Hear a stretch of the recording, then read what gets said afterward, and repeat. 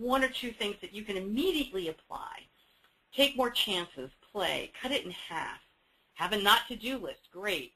Perception is critical, pay attention to that. Google Brain Rules, very good. Ask more questions, focus on the what if.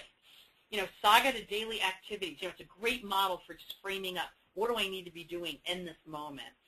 Stop multitasking, good for you, or at least reduce that. Look at constraints. Use constraints as a way to focus differently.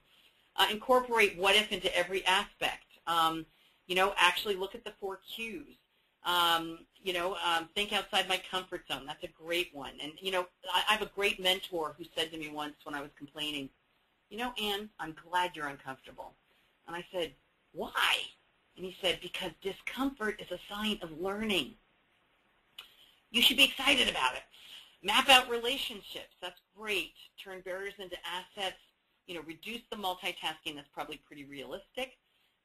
Build that not-to-do list. So here's the deal. You can leave today's session sort of going, that was interesting, that was entertaining, that was informative, or you can actually do something.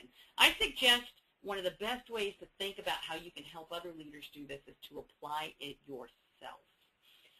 To take on your own personal challenge, and I would think very specifically about that, and if you write it down, and I encourage you to write it down because from a brain research perspective, what we do know is that if you write it down, you will have a much greater chance of remembering it, even if you never look at it again.